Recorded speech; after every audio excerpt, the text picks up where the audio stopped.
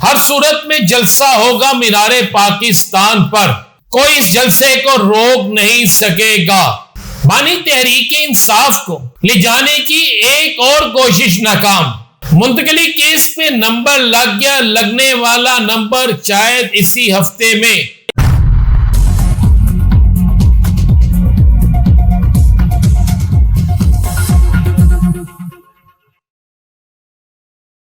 बिस्मिल्लाहिर्रहमानिर्रहीम। अस्सलातु वस्सलामु अलैका या सय्यदी या रसूलल्लाह, अस्सलातु वस्सलामु अलैका या सय्यदी या हबीबल्लाह।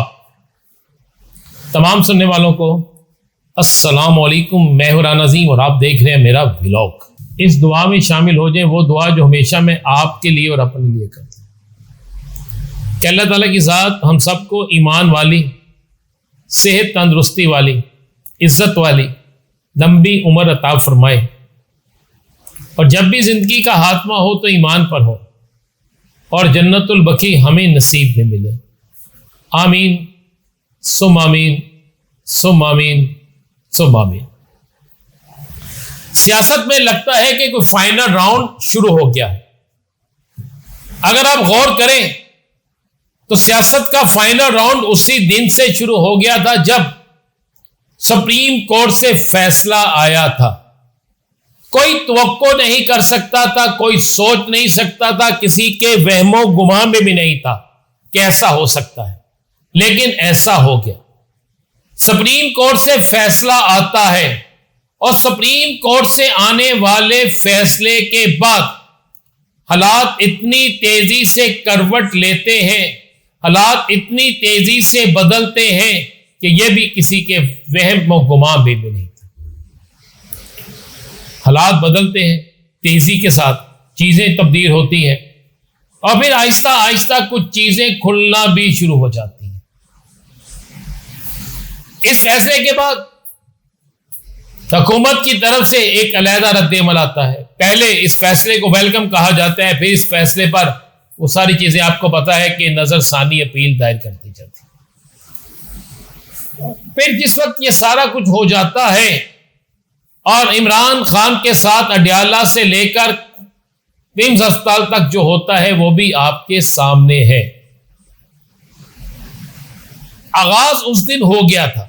उसके बाद बहुत सी चीजें, बहुत सी खबरें बाहर निकलती है, ईवान सदर से को हाली करने से लेकर अपोजिशन बेंचों की तरफ जाने वाले, जिसके बाद यह बात बिल्कुल वाज़ेह हो जाती है कि अब तब्दीली आ रही है और इस तब्दीली को कोई नहीं रोक सकता। आज जब तहरीक इंसाफ के वकला अदालत जाते हैं और अदालत में जाकर चीफ जस्टिस साहब से मुलाकात की कोशिश करते हैं, वो मुलाकात नहीं होती, लेकिन रजिस्ट्रार से मुलाकात हो जाती है, जिस पर रजिस्ट्रार साहब उन्हें यकीन दहानी कराते हैं कि अगले चंद दिनों में यानी इसी हफ्ते के अंदर उनका ये तौहीन अदालत का केस लग जाएगा।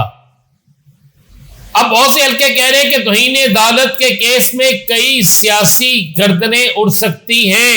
सियासी तौर पर अगर माजी में देखें, यूसुफ रजा गिलानी अगर इन्हीं मामलात पर नाहल हो सकते हैं तो फिर कोई नई मिसाल भी बन सकती है, क्योंकि तहरीक इंसाफ ने यह वाज़ेह कह दिया कि हम अदलिया के साथ खड़े हैं, हम अदलिया के फैसलों पर अमल दरामद कराएंगे। वकला भी इस मामले में खुल के सामने आ गए हैं।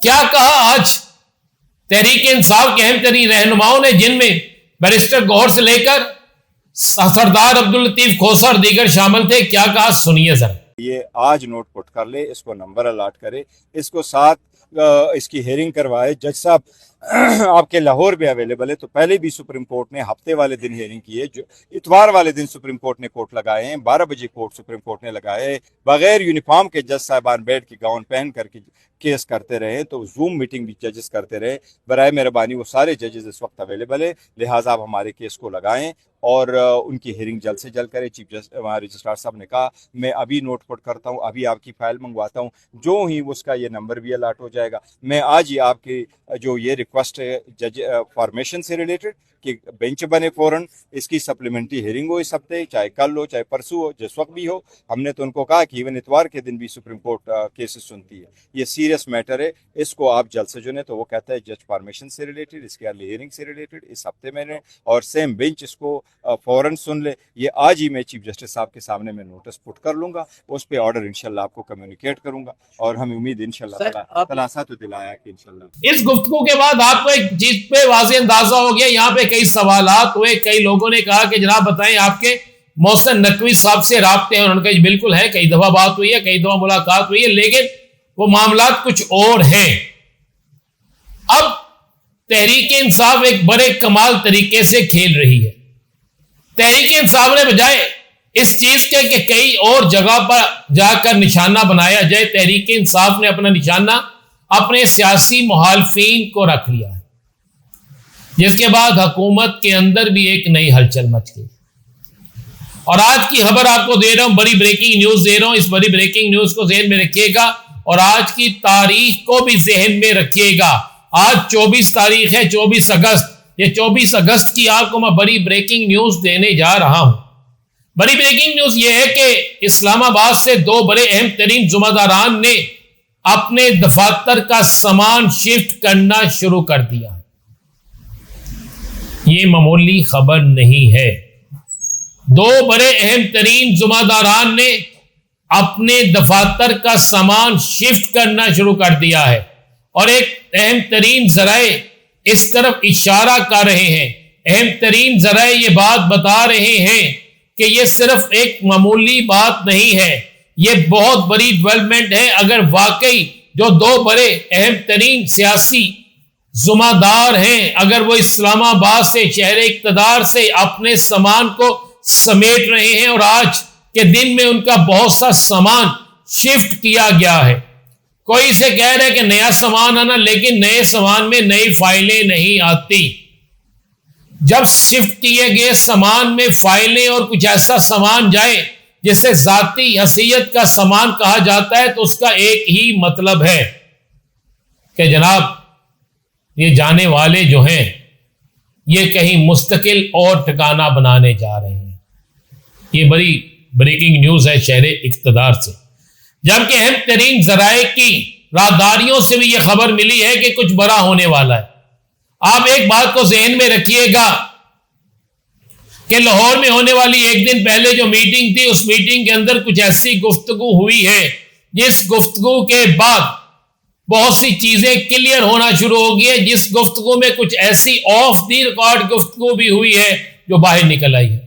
जब ऑफ द रिकॉर्ड गुफ्तगू बाहर निकलना शुरू हो जाए तो इस बात को ज़हन में रखिएगा कि चीजें उलटने लगी हैं।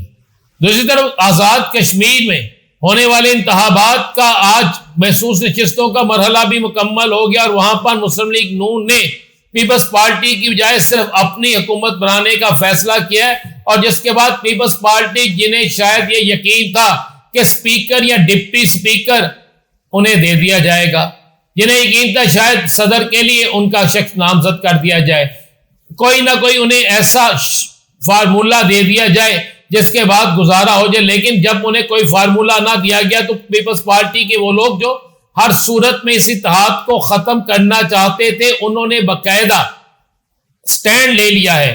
उन्होंने कहा है कि अब आज के बाद वफाक में भी नहीं और कश्मीर में भी नहीं, किसी जगह भी हमने इनके साथ सपोर्ट नहीं करनी, हमने इनका साथ नहीं देना, किसी भी आईनी तरमीम में हमने इनका साथ नहीं देना है।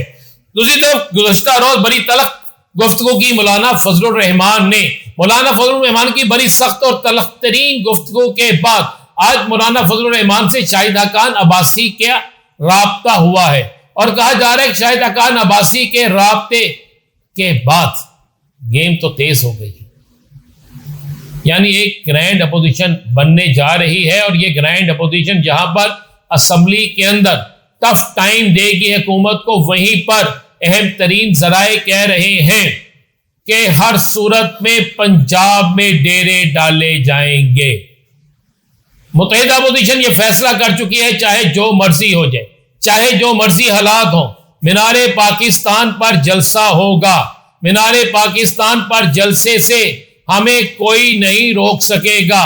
ना सिर्फ मीनारे पाकिस्तान पर जलसा होगा, बल्कि अब हम गली मोहल्लों चौकों चौराहों पर अगले 2 दिन बाद मैदान लगाएंगे। ये बहुत बड़ी डेवलपमेंट है और ये आज की वो बड़ी खबरें हैं जिसने पाकिस्तान के सारे सियासी सिनेरियो को हिला के रख दिया है।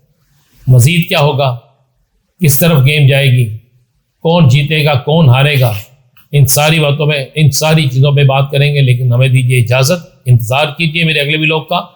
अल्लाह हाफिज़।